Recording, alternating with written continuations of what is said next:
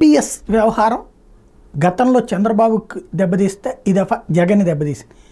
CPS ప్లస్లో alternative plan చేశారు, కానీ అది ఉద్యోగులకు నచ్చలేదు. అందుకే వాళ్ళు అనేది ఏంటి, ఓల్డ్ పెన్షన్ స్కీమే కావాలని తేల్చి చెప్తున్నారు. ఇప్పుడు కీలకమైనటువంటి అంశం ఏంటంటే కేంద్ర ప్రభుత్వం కూడా ఇది గుర్తించింది. అనేక రాష్ట్రాల్లో, బీజేపీ పాలిత రాష్ట్రాల్లో ఇది ఎఫెక్ట్ ఇస్తోంది. అదే సందర్భంలో బీజేపీ ఏతర పాలిత రాష్ట్రాల్లో కొన్ని చోట్ల ఏదైతే ఓపీఎస్ తీసుకురావడం వల్ల అక్కడ ప్రభుత్వాల పట్ల ప్రభుత్వ ఉద్యోగులు పాజిటివ్గా ఉంటున్నారు అన్నట్టు.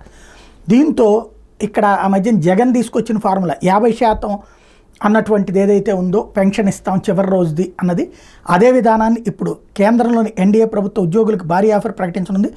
జాతీయ పింఛన్ పథకంలో భాగంగా ఉద్యోగుల చిట్ట చివరి మూల వేతనం బేసిక్ పేలో 50% పింఛన్గా ఖచ్చితంగా ఇవ్వాలని ప్రతిపాదించింది. ఎన్పీఎస్పై అభ్యంతరాలు పలు రాష్ట్రాలు తిరిగి పాత పింఛన్ విధానం వైపు మొగ్గు చూపుతున్న నేపథ్యంలో ఆర్థిక శాఖ కార్యదర్శి టీవీ సోమనాథన్ నేతృత్వంలో 2023లో కేంద్ర ప్రభుత్వం కమిటీని ఏర్పాటు చేసింది. ఎన్పీఎస్ను మరింత ప్రయోజనకరంగా మార్చేందుకు అనుసరించాల్సిన విధానాల మీద ఈ కమిటీ అధ్యయనం చేసింది. ఈ నేపథ్యంలో తాజాగా ఏర్పడినటువంటి ఎన్డీఏ ప్రభుత్వం ఉద్యోగులకు చిట్ట చివరి మూల వేతనంలో 50% వేతనాన్ని పింఛన్గా ఇచ్చేందుకు ప్రతిపాదించింది. ఎన్పీఎస్లో మార్పులు చేయాలని కూడా సోమనాథన్ కమిటీ సిఫార్సు చేసింది. ఈ నేపథ్యంలో కేంద్రం తాజా నిర్ణయం తీసుకున్నట్టు సమాచారం. అయితే కమిటీ తన సిఫార్సుల్ని అమలు చేసేందుకు ఎలాంటి నిర్దిష్ట గడువు విధించలేదు. మరి ఏం జరుగుతుందో చూడాలి.